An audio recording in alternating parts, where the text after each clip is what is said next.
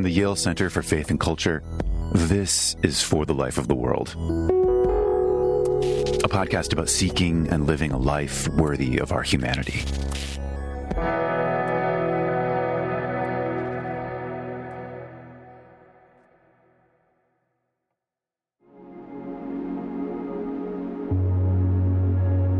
An anchorage is a small cell, not always, but usually adjoined to a church on the side.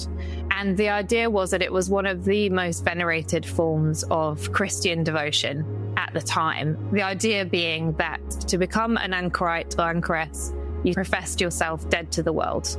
You were kind of moving on to the next life, the sort of afterlife, and turning your back on daily preoccupations, temptations, putting a line between yourself and the outside world, and really turning your eyes to God and to heaven.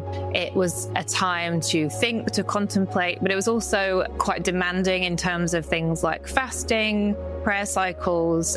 It wasn't supposed to be easy. That was kind of the point. But at the heart of the experience was solitude, the idea of being on your own so that you can really focus wholeheartedly on God. Marjorie frames herself as a figure who is constantly looking for connection, sometimes finding it, but sometimes it being rejected in really painful ways, and whose sort of imaginings are often about finding this sort of spiritual community she's not managing to find on Earth. For someone who insisted on keeping within the world, she wants to remain married, she's still a mother, she's still going on pilgrimage, visiting people. So many of the book is her conversations with other people. But there's a really strong sense throughout of her feeling isolated, but it's hard not to read the text and feel her loneliness.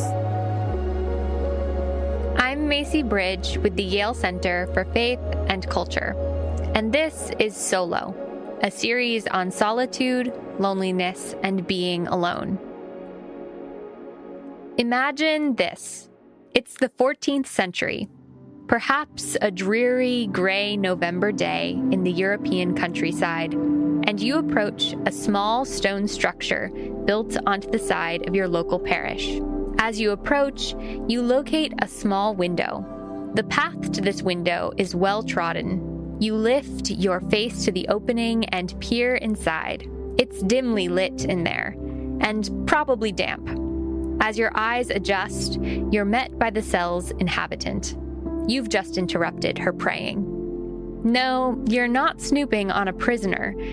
You're visiting the local anchoress. She's chosen this life. There's literally no way out of her cell.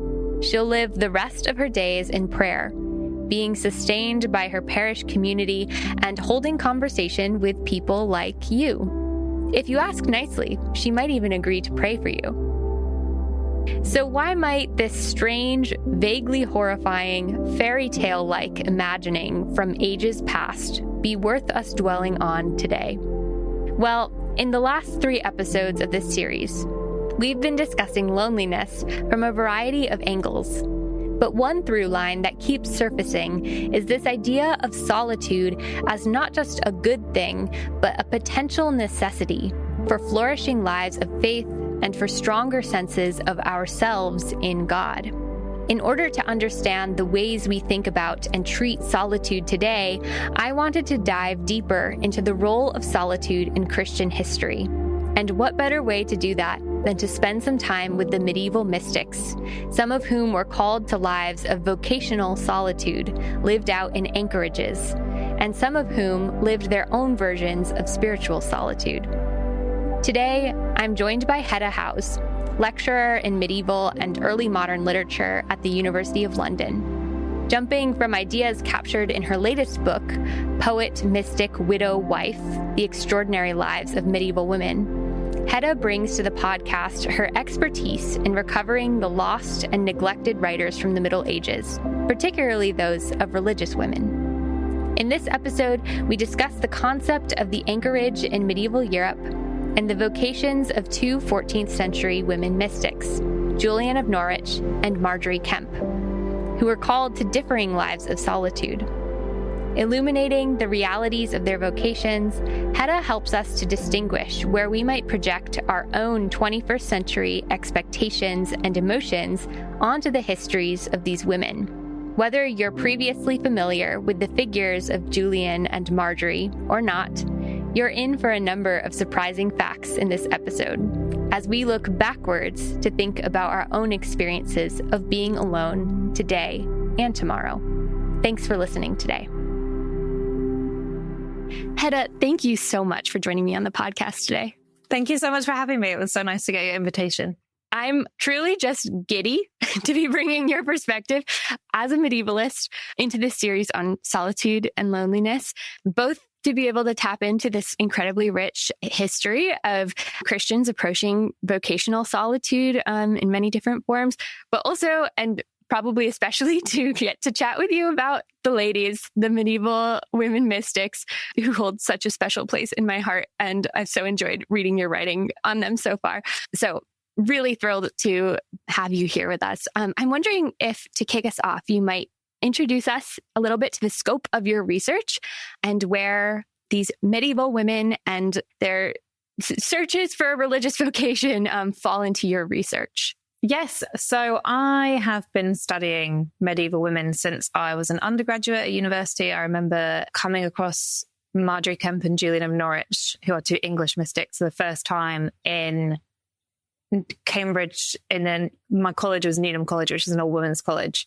And I just found a book on the shelf and started reading it. And that sort of started a love affair that I've had with medieval women writers ever since, really. In terms of the scope of my research, my most recent book is Poet, Mystic, Widow, Wife, The Extraordinary Lives of Medieval Women. And that is quite representative, I would say, of scope in terms of time. So my expertise is 1200 to 1500. And that book looks at a wide range of different women. But my academic research primarily focuses on religious women, so mystics, but also anchoresses. We can get into what that means later. And I'm particularly interested in how they talk about themselves, how male writers talk to and about them, how they conceive of themselves, and how they manage to use that to gain a closer connection to God. So that's where I'm coming at in terms of my research. The book looks at four women in particular. So Julian of Norwich and Marjorie Kempee, both of whom are mystics. And then Christine de Pizan, who's a French writer, and Marie de France, who's a French writer. The thing that ties them all together is that they all write. And actually, in terms of mystics in the Middle Ages, they're fascinating for anyone interested in the writing of women because they often do leave accounts of their visions. So it's really rare to get women writing in the Middle Ages.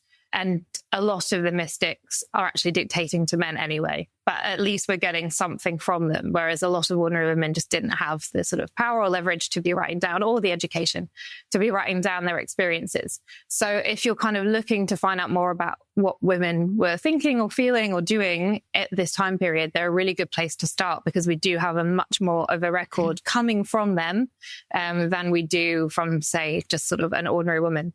But it's tricky because often their writing is really specifically about that religious experience.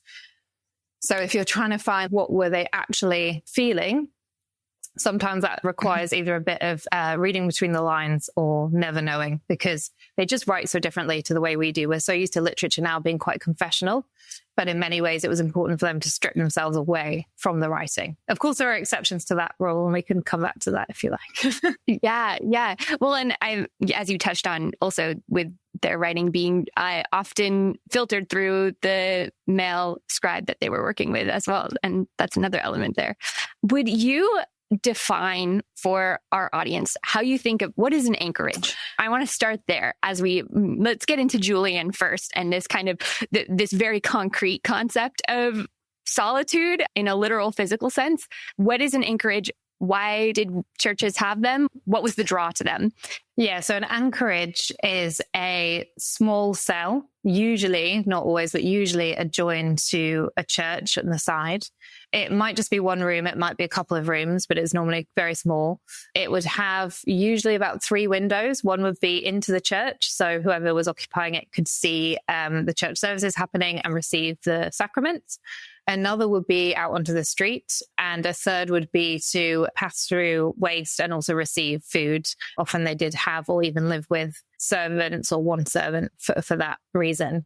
So that's the kind of practicalities of what an anchorage was. The people occupying these were called anchorites if they were men, anchoresses if they were women. And the idea was that it was one of the most venerated forms of Christian devotion at the time. The idea being that to become an anchorite or anchoress, you sort of professed yourself dead to the world. You were kind of moving on to the next life, the sort of afterlife, and turning your back on daily preoccupations, temptations, putting a sort of line between yourself and the outside world and really turning your eyes to God and to heaven. It was a time to think, to contemplate, but it was also quite demanding in terms of things like fasting, prayer cycles. It wasn't supposed to be easy. That was kind of the point. Sometimes an anchoress or anchorite would be completely alone. Sometimes they might have, if there were a few rooms, there might be one or two others in a sort of small semi-community. But at the heart of the experience was solitude. So there's sort of a few different kind of ideas for Christian anchoritism that underpin the vocation. So enclosure, being set aside from the rest of the world, chastity, not having sex, orthodoxy, making sure you weren't doing anything controversial with your thinking. So the idea that you're punishing your body for God and sort of self-flagellation, things like that. Contemplative thinking about God in a sort of more elevated way. And then, of course, solitude, the idea of being on your own so that you can really focus wholeheartedly on God. It wasn't easy to become an anchorite or anchoress because it's such a privileged vocation, and because the idea was you're chosen and sort of a bit special if you are one. You had to petition to the church. You needed some money because you would have to pay the church to keep you for the rest of your life because you wouldn't be bringing in any income. So usually it would be sort of aristocratic men or women, noble men or women, or someone who's done something so incredible that their church offers to support them anyway. Interestingly, in England, it became really popular from like the 13th to 14th centuries. You get around 200-ish. I mean, it's hard to exactly quantify. And it becomes especially popular throughout Europe amongst women, which is interesting. So it's a really punishing way of life. And it's a way of life that when I teach students, they are always alarmed by because it sounds awful. Like you're basically shutting yourself away in a cell forever. The funeral rites would be read over you often before you were sometimes literally bricked in, sometimes just symbolically closed in. And the idea was that you would never leave that place alive again. You would essentially be buried there when you died. So it's pretty grim, but I think there are some more positive aspects of it. But yes, in terms of what it is and what it means, that's the main facts, I think. And do you understand this iteration of vocational solitude as it comes up in anchorages in medieval times and Middle Ages? Was this influenced by the more ancient history of the desert mothers and fathers? Yes, absolutely. Which is interesting that you mentioned desert mothers there, and there absolutely were women who were involved in that early idea of kind of literally escaping to the desert and thinking about God. But it was quite a male monastic tradition in the way it's talked about. As the ones we tend to remember are men, the more famous ones. It was more popular amongst men. And also the language of it often turns around this idea of being a warrior for God or a warrior for Christ. So it's quite male rhetoric. Interestingly, in guidebooks for anchoresses that we get throughout the Middle Ages in multiple languages, but Matisse is largely the English ones, we get that rhetoric used, but directed at women. So this idea that women become in some way warriors for Christ as well in taking up this vocation, that it is a kind of active fight against the assailing of the world. And this idea that it's not enough to enclose yourself physically. If your mind is busy or you're still engaged too much with the outside world, then you're not doing it properly. And that there will be constant temptation and seduction of the outside world that you need to actively fight against. So you're sort of engaged in warfare on behalf of God as part of vocation. And that links really directly back to the desert fathers and mothers. And indeed, that lifestyle is referenced in a number of anchoritic guidebooks. Anchoresses being one of the most famous ones. It's a 13th century guidebook for a small community of anchoresses. And it talks about kind of the desert fathers, and then throughout uses this rhetoric of them fighting the devil.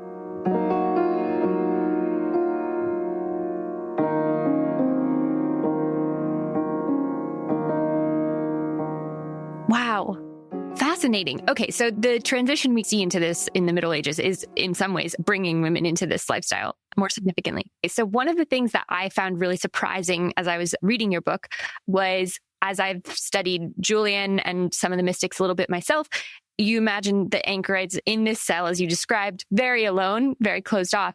But you were describing how that window out to the public was actually, in many ways, a very bubbly and distracting for some source of social engagement. How do we understand that alongside what these women were trying to do in focusing their solitude, focusing their attention towards God in this form? Such a good question. So for a long time, I think historians have tended to focus on the solitude and this idea of being completely separate from the outside world. And the reasons for doing so are obvious. The cells are kind of enclosed, and the guidebooks talk a lot about shutting yourself away and being alone, and solitude being so central.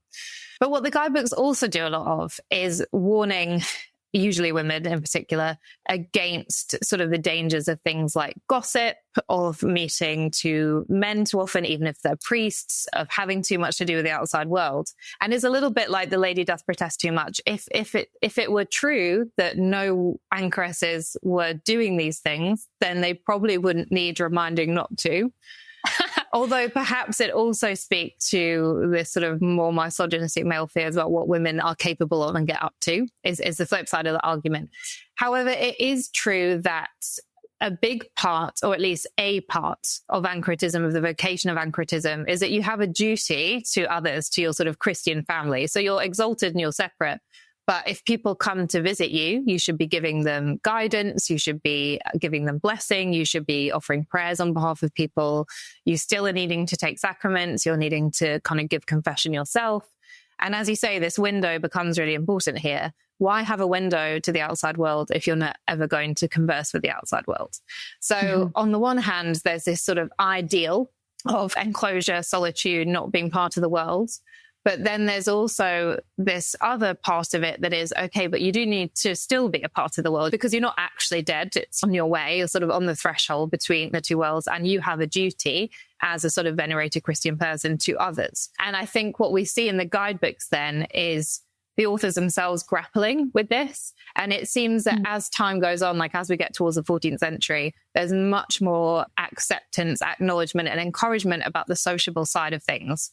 Whereas the earlier guides tend to be more anxious about the sociable side, if you want, of being an anchoress. So Elra de Rivo writes one of the earliest anchoritic guides in English. He was an abbot from Yorkshire, near where I grew up, actually. That's how I came across him first. I used to go visit with my granny. He kind of offers all kinds of anxiety-ridden advice to anchoresses. And I've got a quote written down, which I love, that I always pull out for this. So he says, this is a kind of his imagining of the worst kind of anchoress. At her window will be seated some garrulous old gossip, pouring idle tales into her ears.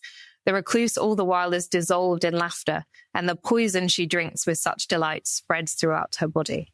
So very evocative, but this fear of women gossiping and not taking what they're doing seriously. And it is really specific to women, this particular advice. He has this worry that they'll get sidetracked and this window will stop being a vehicle for carrying out their vocation and will start being a way that they can sort of give into temptation and let the outside world in too much and sort of get carried away gossiping. But I just love this.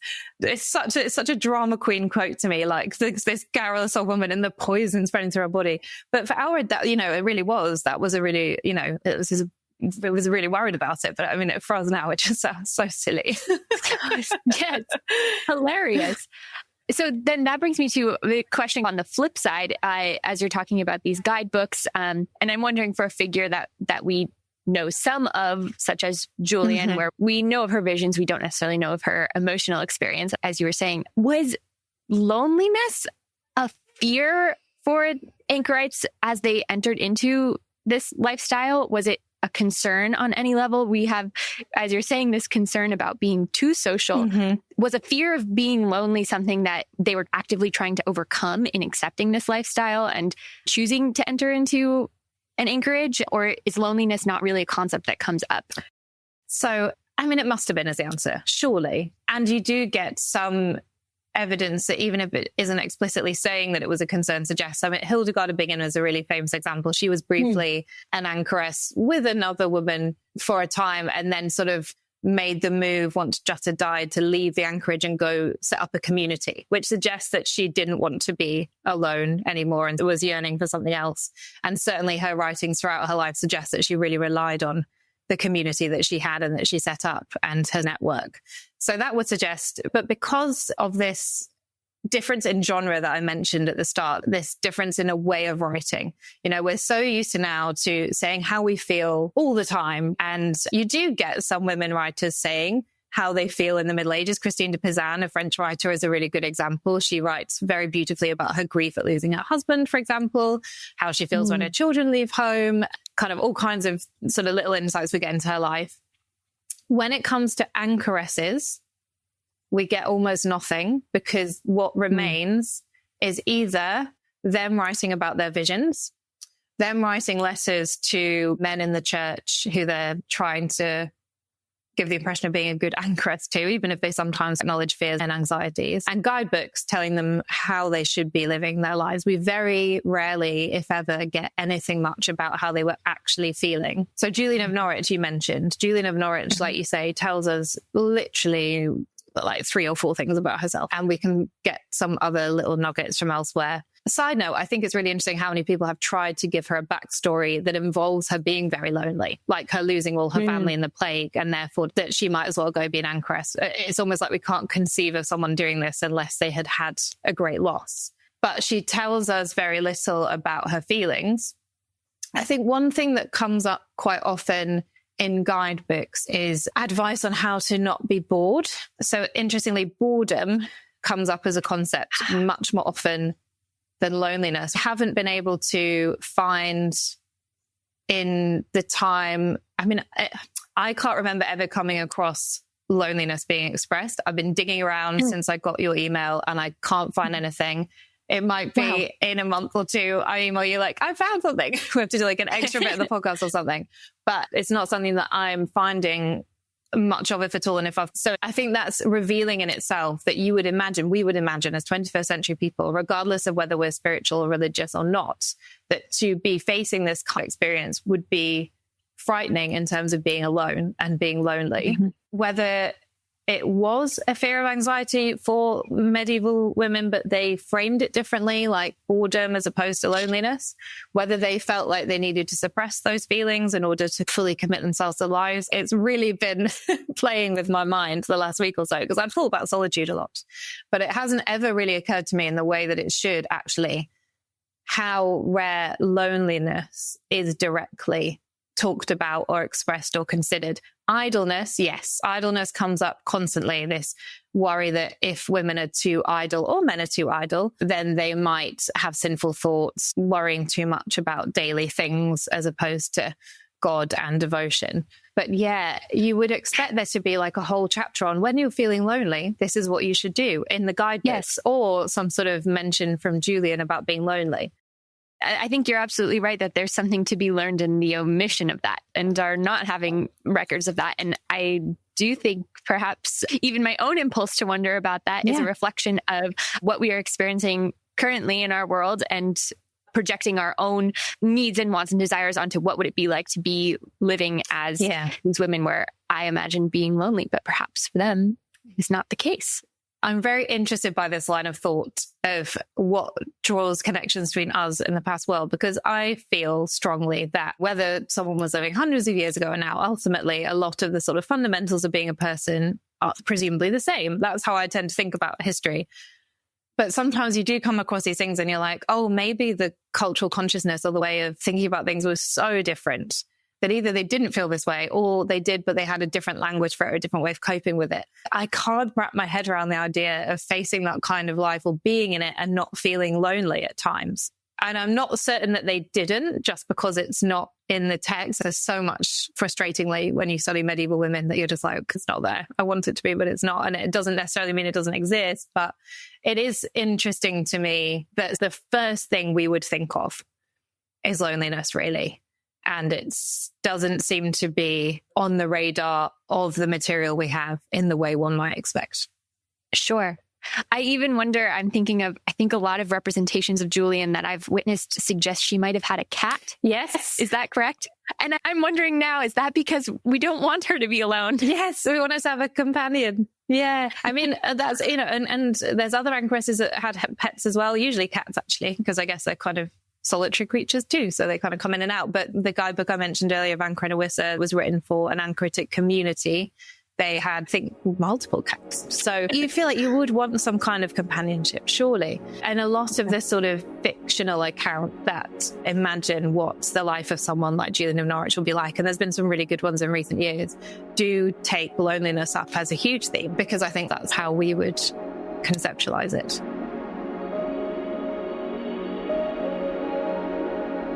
Before we share the rest of today's episode, here's what's coming up next time in our limited series, Solo.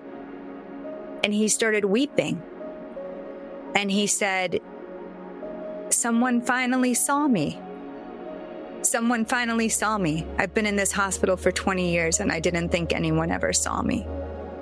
And I think that's the message on loneliness, which is that we are in a world where sometimes it's we ourselves, sometimes it's the neighbor next door, sometimes it's, a colleague at work or the checkout person at the grocery store. How can we see each other and connect in a meaningful way where people feel seen? And not a superficial sort of seeing, but seeing in a way that touches hearts and transforms lives. And so I think that's the challenge. Again, none of us does it perfectly, but I think that we can aspire to do it better. And the more we practice, the better we get. And the more we practice, the more other people will engage in that sort of outreach, if you will. And I think it will help to mend some wounds in this very broken world. Glad you're with us. Now back to the episode. Well, speaking of projecting our own experiences from where we stand today in the 21st century onto these medieval women, that was part of why I wanted to move towards Marjorie Kempee as well. Marjorie holds such a special place in my heart. If I had to pick a favorite, it would be her. Same. And I think part of that for me is because she didn't have this formal religious vocational setting. She wasn't in an anchorage and she didn't take vows and was living into her calling in a way that also influenced the rest of her life and these very typical vocational roles of medieval women. And she was constantly negotiating that and constantly living into tension with that. And I think that we maybe have a lot to learn from her. And you mentioned in I found an article that you had written, and then also it comes up a little bit in this last book, that Marjorie in some ways creates her own types of solitude. Would you share a little bit about just your research on Marjorie, perhaps give our audience a little bit of a background on Marjorie if they haven't encountered her before? She is also my favorite. I think I've referred to her elsewhere as like the Marmite of medieval women. You either love or you hate her. And I'm definitely in the love camp. But we find that in her book too. So Marjorie Kempee was a contemporary of Julian. She lived at the same time as Julian of Norwich. They'd met, actually. Marjorie Kempee recounts going to see Julian for advice. It's a brief mention, but it's definitely Julian of Norwich. And Julian is very kind to her, actually. She was a pretty normal woman. She was a daughter of a pretty well-to-do emerging middle-class MP in Lynn, now King's Lynn. She married ever so slightly beneath her to a man called John Kemp. And they had a shocking amount of children. I think it was 14. Jesus Christ. And she had like a good marriage with her husband. She was perhaps a little bit preoccupied. She refers to herself as being quite vain, interested in fashion, maybe liked sex a bit too much with her husband. Which, I mean, I don't think that's a bad thing. But she talks about being pretty ordinary. And then after the birth of she had a very bad pregnancy when she was pregnant with her first child. And after that very challenging pregnancy and labor, she started to have visions, mostly of demons, actually. At first, they were hellish, taunting visions, and so bad that her husband ended up having to restrain her. and she was sort of exhibiting harm to herself. And then after about a year, this culminated in a visit from Jesus. So he came and sat at her bedside and said, "Why have you forsaken me?" And this sort of set her off on a different path. It took a bit of time. You know, it wasn't like immediately she decided to dedicate herself to religious life, but over the years, she's kept coming back to this idea of a religious vocation, having more visions of God.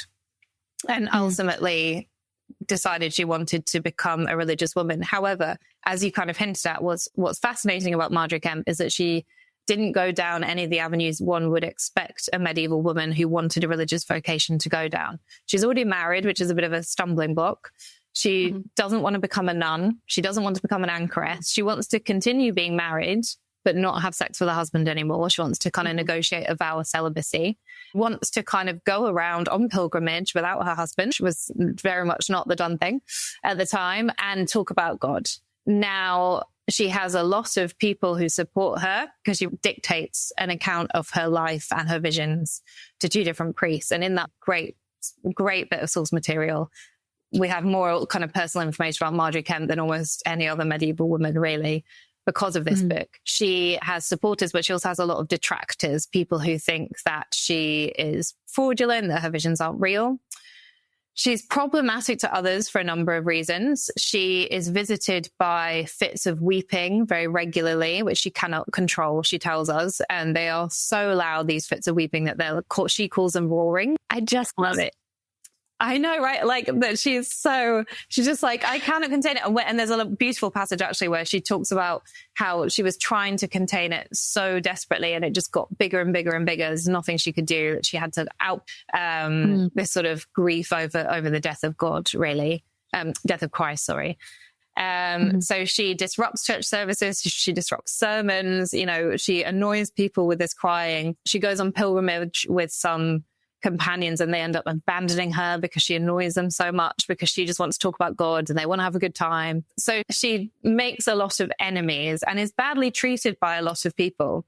But I think really the issue that most people fundamentally have with her when it comes down to it, and probably the reason behind her 2 trials for heresy, 2 trials she was put on, is that she wasn't doing what people expected. She wasn't enclosing herself. She wasn't taking herself out of the world. She was insisting on living a particular type of religious life out in the world and sort of having a very active life. And I think a lot of the church authorities and ordinary people just didn't know what to do with that. It just wasn't the norm, wasn't kind of a path that women were encouraged to take.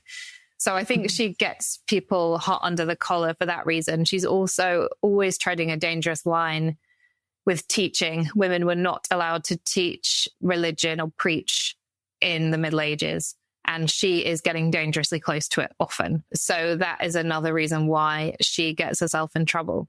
So that's kind of a sort of overview of Marjorie. And if anyone listening hasn't read it, please read the book of Marjorie Kempe. It's hilarious. It's so good. It really is hilarious. And I will say the only thing more hilarious was reading your commentary on the book of Marjorie Kempe. So the things that draw me to Marjorie in the ideas of solitude that we're thinking on are both that she, in some ways, naturally, but I think also in many ways, she had to intentionally create these spaces to turn herself towards God in choosing to shift her marriage radically. You wrote also, she took new marriage vows to Jesus. Is that correct? Yes. So she, in some ways, is carving space for her own religious solitude. Yeah, so you're absolutely right. Because she is picking this sort of middle way, but wanting to have a religious life, as you say, she needs to find ways of doing that. Now, a lot of historians, particularly in the 20th century or even early 21st century, have criticized Marjorie for her baffling ways. But actually, a lot of the things she's doing have precedent. So Bridget of Sweden, who's a mystic, had also negotiated a vow of celibacy with her husband. This was not usual, but it wasn't completely unique either. And taking wedding vows, like having a sort of quasi-mystical marriage with God, a vision in which that happens, was really common. I think what's interesting is, on the one hand, she is in these moments severing some ties with the world. But on the other, she's also moving towards just a different type of sociability, because a lot of her visions are about companionship and fellowship. So I think one of the most moving parts of me is when she sort of asks Jesus what heaven is going to be like. And she's worried because she's not a virgin. She's scared she won't get as good a place in heaven, basically. And he assures her and sort of describes this amazing procession that she'll be part of on the day she does die, and how, all the saints and all the Holy Family and everyone from the Bible will be there to welcome her, and the angels. And so this image of her being welcomed into a loving community. So even those moments of solitude that she's carving for herself are surprisingly sociable. And we were talking obviously about loneliness, which is distinct but related to solitude. And interestingly, loneliness seems to come up far more for Marjorie than it does for Julian. Now, I'll caveat that with, as I said before, Julian gives us almost nothing. So she could be the loneliest person in the world and we wouldn't know. But based on the material that we have, Marjorie frames herself as a figure who is constantly looking for connection, sometimes finding it, but sometimes it being rejected in really painful ways, and whose sort of imaginings are often about finding this sort of spiritual community she's not managing to find on earth. Validation too is a big part of it. She's wanting people to accept that she is a holy person, and often people were not doing that. So validation is part of it. But I think it always strikes me reading her book how, for someone who insisted on keeping within the world, she wants to remain married, she's still a mother, still kind of going out around the world, going on pilgrimage, visiting people, chatting with people. So many of the book is her conversations with other people. But there's a really strong sense throughout of her feeling isolated, or I don't think she uses the term lonely herself, but it's hard not to read the text and feel her loneliness. So I think that's quite fascinating as well. I mean, even her visit to Julian of Norwich, yes, it's about validation, but it also feels like she's seeking some friendship as well. And that's certainly what she receives. Yeah. So that's something I think about with her. But I also wanted to quickly mention another favorite quote of mine that took me years to figure out, because I didn't understand what it meant when I first read. And it's still got a bit of a double meaning, to be sure. But when I first read her book when I was sort of in my early 20s, I think it's a priest, it's certainly a holy man, could be a friar, says to her, "I wish you were enclosed in a house of stone." And I remember thinking, he means like, I don't know if you ever have read many Arthurian legends, but like people are always getting shut in mountains and like a big stone is being rolled in front of them in medieval literature. So I was like, he's just like wishing she was dead, basically. And he's being colourful about how he's saying it to her. I realize, and have later confirmed that other people realize this way before me, that he may actually here be referring really specifically to anchoratism. I wish you were enclosed in a house of stone. Stop doing what you're doing, because it's confusing everybody and it's disrupting everybody and it's not following the prescribed path that we are trying to lay out. Go and become an anchoress then. If you're so holy and so devoted to God, so want to kind of mark yourself out, go and become an anchoress or a nun or something, but stop doing what you're doing. And I think that response is really telling, because it's partly frustration of her being out and about and disruptive in the world, this sort of solitary, lonely figure in the middle of a crowd. But it's also to do with this idea of there being really strict paths that women are expected to take, and Marjorie is not quite committing to any of them.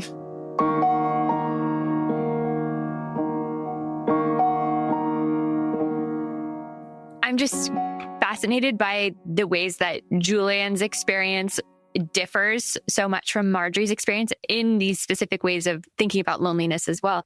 When we think about religious life, we know that Christianity, especially in somewhere like England in this period, was deep in the culture and was the way of life. Was a choice towards solitude understood as the most reverent thing to do, or was their focus on Christian community in the sense that I'm thinking of as we think of Christian community today? I think there's a very strong emphasis on we need each other, we need the church, we need the body of Christ in community in this way. Yes.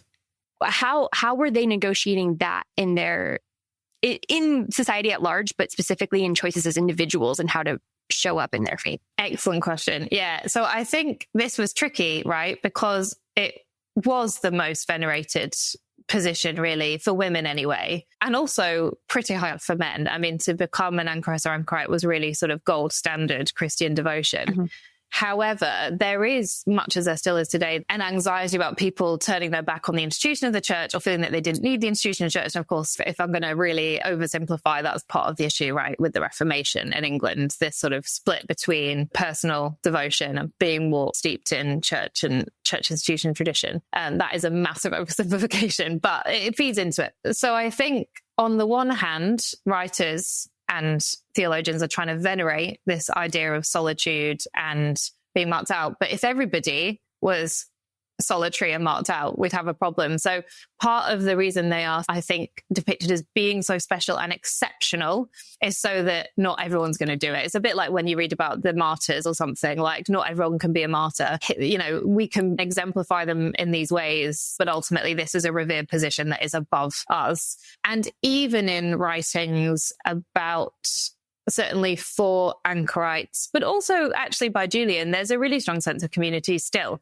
So in Anchoresses, which I mentioned earlier, a lot of the versions, because it's translated or rewritten multiple times, end with this idea of a community of anchorites across the country, the world, this idea that there are lots of satellites of sisters or brothers that are coming together because they have a shared goal. They have a shared focus, a shared way of life. So they might be solitary, but they're part of a bigger tradition. And Julian of Norwich, throughout her revelations, is always concerned with even Christians, the other Christians. You know, at the beginning of the book, she says, I am writing for other Christians so that other Christians can experience in some way the kind of understanding that I have reached through these visions. And she underlines that message again and again and again. The thing that's really beguiling about Julian, I think, is her care for others. She, of course, is a solitary anchoress who has taken this sort of quite extreme vocation, but she painstakingly worked for possibly 20 plus years. It was a long, long time. She was working on the second version of her revelations so that she could explain as clearly as possible to others the knowledge she had received. She really wanted to get it right, and she really wanted to share it with other people because she felt she was a vehicle and a messenger, and it was her duty to spread the word. Now, nobody that we know of read it in her lifetime, which, bearing in mind how committed she was to that idea, is interesting. But certainly the whole text, the whole account of her revelations has at its heart this sense of a spiritual community. I think that in part hopefully answers your question, that community was even amongst those who chose to be solitary. But there was also, you know, a bit of, I think, anxiety around too many people. And what we get towards the end of the Middle Ages is some real suspicion landing on any type of person who wasn't really following the norm. One theory is that Julian of Norwich didn't circulate her text because by the point she was writing, there was a lot of anxieties over heresy, people getting in a lot of trouble for exhibiting behavior that was in some way exceptional and couldn't be justified. The Inquisition is coming, basically. It's the kind of vibe towards the Middle Ages when a lot of these women start to get a little bit more nervous, because towards the end, you get a lot more emphasis on heresy and a lot more emphasis on orthodoxy. In a sense, you know, you feel like the male church authority is like, okay, we've let these women run away with themselves too much. We need to really make sure we are keeping tabs on this and micromanaging and testing a lot more. And the climate becomes much more fearful, I think. Now that leads me to ask what may be a silly question, but moving out of the Middle Ages, at what point do we see anchorages as a practice, this sort of structure of an anchorage and the practice of an anchorage? How long do they continue for? And do we still have them today? I feel like that's something I should know, but I don't. I feel like it's something I should know too. No, so they really are. They do not really outlive in any real way the Reformation, much like many things. You know, the Reformation comes along and it really is seen as a sort of outdated, in inverted commas, Catholic practice. And they don't really outlive that. However, there are, of course, throughout history since the Reformation onwards, people who live some kind of enclosed or hermit type existence. I was doing, God, it feels like 1,000 years ago now, but when it was lockdown, a podcast on solitude at my university, Queen Mary. And I remember we were supposed to interview a modern sort of hermit. I think they often prefer to be called hermits. I think anchoress is so specific to being adjoined to a church, and post-Reformation, that just, as far as I'm aware, please, if anyone knows any different, like, please tell me. I'm not aware. Yeah, 100%. I'm not aware of anyone sort of living adjoining a church in that way. But you do get small communities of recluses Recluses is another word that is more common now. Mm-hmm. So in that sense, the practice of being solitary for God has never really gone away. It's just, I think, anchoratism specifically is really tied to its particular historical moment. Well, that leads me into this question I wanted to ask you, which maybe can be a place that we land this conversation, which is you spend so much time with these women and these traditions. How does what you study of these women and these practices map onto your experience of what we have in 2025, which is a lot of people feeling both more connected than ever. You and I are speaking right now across the Atlantic, but at the same time, there's a felt loss of real connection on many levels as well. How does what you study help you to think about that? And maybe what questions do these women and their experiences help you to ask about those experiences? It's so tricky, isn't it? Because I rely so much on technology. I have a little girl, she's 2. My parents live in France. Her granddad on the other side lives in Scotland. We really rely on video calls to feel connected in that way. I moved out of London to a commuter town a while ago. So my phone is how I feel connected to most of my friends who live elsewhere. And then I think alongside motherhood in general, I was on WhatsApp at 2 a.m. to my group of young mums that I'd met in the town I live in, and someone would always respond, and it was incredibly comforting. So on the one hand, obviously, it's a lifesaver, but increasingly, I would say in the past 2 or 3 months, I've become really worried about my phone usage and how full my brain is of nonsense all the time. So on the one hand, you've just got the normal mental load of being a woman, right, in the 21st century. So all the sort of invisible labor that comes with being a mother, that comes just with operating in the world as a woman. And then to-do lists coming out my ears, constantly looking at my phone all the time, never disconnected from work, never disconnected from anything, always feeling guilty for not replying to messages, but less and less frequently actually seeing people. So I think the danger for me at the moment with the research I do is idolizing the vocation as anchoratism. Because what I very rarely get these days, sort of a mum of a little kid, I very rarely get alone time, and I very rarely get anything approaching headspace. So I find it really easy, sometimes too easy, when I'm sort of writing or thinking about anchoresses in particular, to kind of go along the lines of wouldn't it be nice to just have a bit of a break and one focus as opposed to the constant demands around us. Now, of course, that's an idealization. If someone sort of transported me back in time to be an anchoress tomorrow, I'd be like, well, this is awful.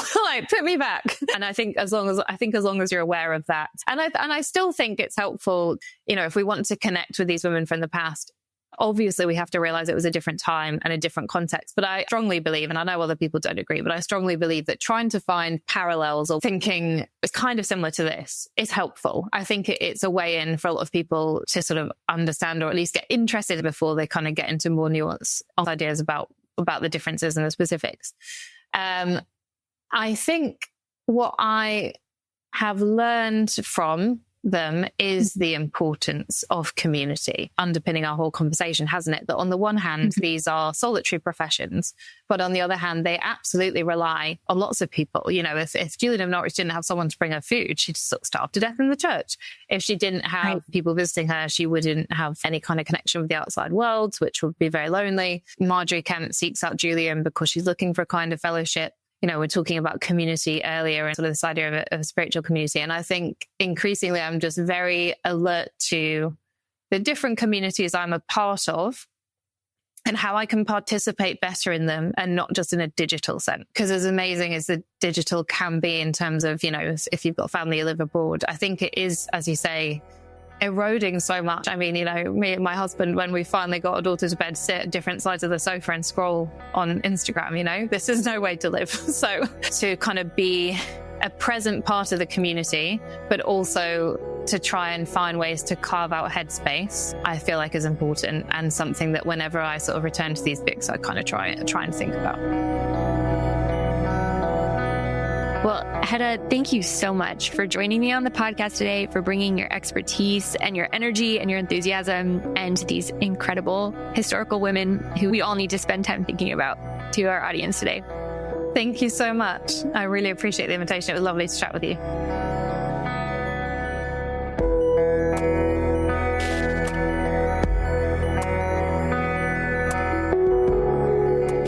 For the Life of the World is a production of the Yale Center for Faith and Culture at Yale Divinity School. This episode featured Hetta Howes, interview by Macie Bridge, production assistance by Alexa Rollo, Emily Brookfield, and Hope Shun. I'm Evan Rosa, and I edit and produce the show.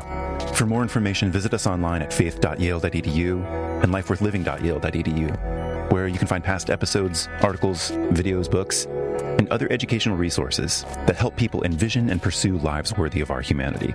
If you're new to the show, remember to hit subscribe in your favorite podcast app so you don't miss an episode. And if you've been listening for a while, consider this request. Share one of your favorite episodes, maybe it's this one, in your next conversation, whether it's with family, friends, coworkers, or online. As always, thanks for listening, friends. We'll be back with more soon.